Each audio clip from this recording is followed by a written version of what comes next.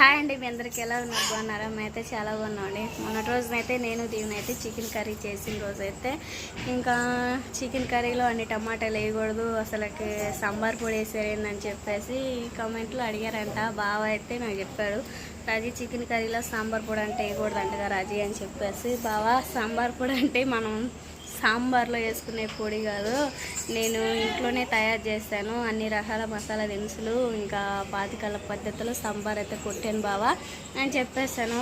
మరి దాని గురించి ఒక వీడియో చెప్పవచ్చు కదా, తెలియని వాళ్ళు ఏదో అనుకుంటున్నారు రాజీ అని చెప్పేసి అన్నాడు బావ. అయితే నేను సాంబార్ కొట్టి కూడా వారం అవుతుంది, వీడియో తీసాను, దాన్ని వాయిస్ ఓవర్ అంటే ఇక్కడ పండ్ల కాడ ఉన్నాం కదండి, పండ్ల కాడ ఉంటే మేము మాట్లాడే మాటలకి ఇంకా అసలు ఇక్కడ పని చేస్తూ అన్ని లిఫ్ట్కి మూతకి ఇంకా అదేగాక మార్కింగ్ పనులు ఉన్నాయి కదా, ఇంకా అవి కట్ చేస్తా గీస్తుండే అసలు మామూలుగా ఉండదు.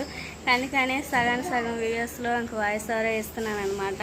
ఇంకా ఆ విధంగా బావా ఇంకా వీడియో అయితే పెట్టలేదంటే సరే రాజు ఇంకా వీడియో పెట్టు, తెలియని వాళ్ళకి కూడా అర్థమైతే కదా అన్నాడు. నేనైతే కలిపి ఇంక సాంబార్ కొట్టానా అని చెప్పేసి ఇంకా వీడియో అయితే ఉందండి. ఇంకా అదైతే ఆ సాంబార్ పొడి అయితే ఇంకే విధంగా చేశానా అని చెప్పేసి చూసేయండి. మరి ఇంకా ఎలా చేశాను, అప్పుడెప్పుడు మా నాయనమ్మ మా అమ్మ వీళ్ళందరూ చేసేవాళ్ళు, ఇంకా అదే పద్ధతిని బట్టి ఇంకా నేను కూడా సాంబార్ పొడే వాడుతున్నాను అనమాట. ఇంకేమేమి వేసి ఇంకా సాంబార్ పొడి కొట్టాను అనేది వీడియో అయితే వచ్చింది. సరేనా, చూసి ఒక లైక్ అండ్ సబ్స్క్రైబ్ చేసి ఇంకా ఓకేనండి. ముందుగా అయితే సాంబార్ పొడిలోకి అయితే ధనియాలు అయితే ఏం చేసేసుకోవాలన్నమాట. ఇంకా లైట్గా మంచి స్మెల్ వచ్చేంత వరకు, మంచి కలర్లోకి వచ్చేంత వరకు అయితే ధనియాలు అయితే బాగా ఫ్రై చేసేసుకుందాం. ధనియాలు ఫ్రై చేసేసిన తర్వాత అయితే ఇంకా ఆవాలు, జీలకర్ర, మెంతులు అవి ఉన్నాయి కదండి, ఇంకా అవి కూడా బాగా ఫ్రై చేసేసుకోవాలన్నమాట. ధనియాలు ఫ్రై అయినవి అయితే పక్కకు తీసేసుకుందామండి. ఇంకా జీలకర్ర కూడా బాగా ఫ్రై చేసేసుకుందాం.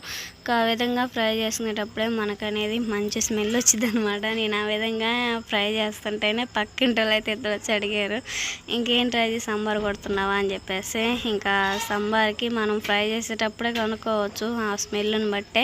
ఇంకా ఆ విధంగా అన్నీ ఫ్రై చేసుకున్నాయి, పక్కనైతే పెట్టేసుకున్నాను. మెంతులు కూడా ఫ్రై చేసుకున్నాను. ఇంకా కరివేపాకు అయితే ఉందండి, ఇంకా నాకు తక్కువగానే ఉంది, ఎక్కువగా ఉంటే ఇంకా చాలా బాగుండేదే. ఇంకా ఉన్న కరివేపాకు కూడా లైట్గా బాగా వడబడేంత వరకు ఫ్రై చేసేసుకొని పక్కన తీసేసుకున్నాను. ఇంకా అన్నీ అయితే ఇంక రెడీ చేసుకొని పక్కన పెట్టేసుకున్నానండి. రోలు కూడా అయితే శుభ్రం కడిగి అయితే ఇంకా ఆరబెట్టేసానండి, ఇంకా తడి తగలకూడదు అని చెప్పేసి. ఇంక సాంబార్ కొట్టేసుకుంటే మనకి 2-3 నెలలైనా నిలువ ఉండిద్ది అనమాట. ఇంకా స్మెల్ అయితే ఇంకా అద్దరిపోయిద్ది ఇంకెన్నాళ్ళు ఉంచేసుకున్నా కానీ. ఇంకా అందుకని చెప్పేసి ఇంక రోలు అయితే తడిగా ఉంచకుండా ఆరబెట్టేసి నేనైతే ఇంక పిల్లలు ముగ్గురు నిద్రపోయిన తర్వాతే సాంబార్ కొట్టేసుకుంటున్నాను. ఇంకెందుకంటే పిల్లలు ఇంకా చేతులు అవి పెడతారని చెప్పేసి ఇంకా ఆ విధంగా ధనియాలు మొత్తం అయితే దంచుతూ ఉన్నాను. మిక్సీ అంటే మిక్సీలను పట్టేసుకోవచ్చు, ఇంకప్పట్లో మిక్సీలు ఎక్కడండి, రోట్లోనే కదా. అందుకని చెప్పేసి ఇంకా నేను మిక్సీలో పట్టకుండా ఇంకా ఆ విధంగా రోట్లోనే దంచుతూ ఉన్నాను. ఇంకా ఆ విధంగా ధనియాల పొడి మొత్తం ఒక 3 వాయిలుగా అయితే దంచాను. ఇంకా ఆ విధంగా ఆపుతూ దంచుతూ ఉన్నాను.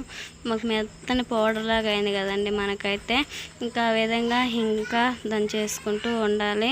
ఇంక సుహాస్ బాబు ఇంకో పక్క కదిలాడుతూ ఉన్నాడు, ఇంకా అబ్బాయిని ఊపుతూ ఇంకా ఆ విధంగా అయితే ఇంక సాంబార్ పొడి అయితే కొడతా ఉన్నానండి.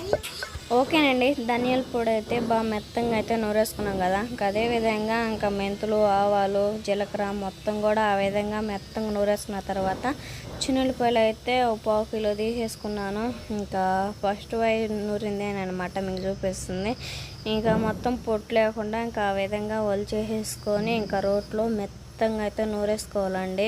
ఇంకా అల్లం వెల్లుల్లి పేస్ట్ ఏ విధంగా నూరుకుంటామో ఇంకా ఆ విధంగా చిన్నులపాయ ఉత్త పేస్ట్ ఇంకా ఆ విధంగా నూరేసుకొని ఇంకా పొట్టు మొత్తం తీసేసుకొని ఇంకా సాంబార్లో అయితే కలిపేసుకోవాలన్నమాట. ఈ విధంగా మనం చిన్నులపాయ ఎందుకు వేస్తున్నామంటే ఇంకా అల్లం వెల్లుల్లి పేస్ట్ వేసే పని లేకుండా కర్రీలో ఈ ఫ్లేవర్కే మన కర్రీ అనేది చాలా టేస్టీగా ఉంటుంది అని చెప్పేసి ఇంక ఈ విధంగా అయితే చేస్తున్నాను. ఇంకా మొత్తం ఇంకా అల్లం వెల్లుల్లి ఇంకా చిన్నులపాయ మొత్తం అయితే ఆ విధంగా మొత్తం నూరేసుకున్న తర్వాత సాంబార్లో కలిపేసుకోవాలి. ఏ విధంగా కలుపుతున్నా అనేది చూద్దాం, మరి చూడండి.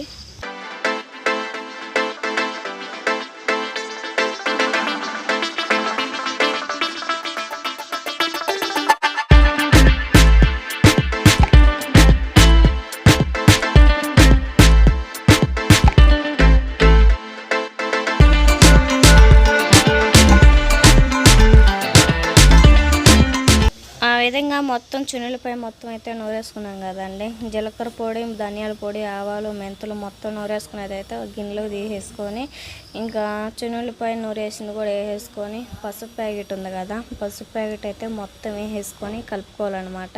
ఇంకా ఆ విధంగా మొత్తం కలిపేసుకుంటే మనకి ఇంకా పాతకాల పద్ధతిలో సాంబార్ పొడి అయితే రెడీ అయిపోయింది.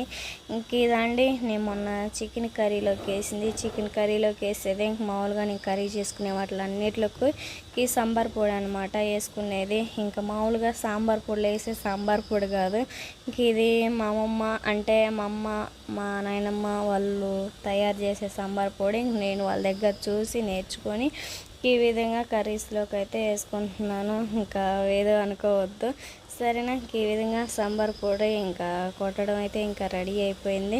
మళ్ళీ రోట్లోకి దంచేసుకోవాలన్నమాట. ఎందుకంటే చున్నులపై ఫ్లేవర్ అనేది మసాలా మొత్తానికి పట్టాలి కదా, అందుకని చెప్పేసి మసాలా దినుసులు మొత్తానికి కలుపుకున్నది మళ్ళీ రోట్లో వేసుకొని ఇంకా ఆ విధంగా మొత్తం నూరేసుకోవాలి. ఇంకా ఆ రోజుకే చాలామంది అడిగారు ఆ రోజు అయితే చాలామంది అడిగారండి మా అత్తలు అయితే, ఏంది మే ఈజం దమ్మ కొడుతున్నాం అని చెప్పేసి, ఇంకా అత్త సాంబార్ కొడుతుందండి అని చెప్పేసి అనమాట. ఇంకా సాంబారే ఈ సాంబార్ అనమాట. నేను దీవిన చికెన్ కర్రీ చేసినప్పుడు వేసింది. ఇంకా అందరూ అయితే ఇంకా చాలామంది ఇంకా అనుకోకుండా సాంబార్ పొడి వేయకూడదు అది వేసారు ఏందని చెప్పేసి ఇంకా అడిగారనమాట. టమాటాలు కూడా వేయకూడదు అని కూడా చెప్పారు. టమాటాలన్నీ ఎందుకు వేసామంటే మేము ఇంట్లో ఉండేది ఇంక 10 మంది, తలా మొక్క పోవాలి కదా, అందుకని చెప్పేసి మాకు ఎక్కువ చారు అడుగుతారు, అందుకని చెప్పేసి టమాటాలు ఎక్కువ వేసాను. ఇంక వీడియోని ఇస్తే ప్లీజ్ లైక్ అండ్ సబ్స్క్రైబ్ చేయండి. Bye bye.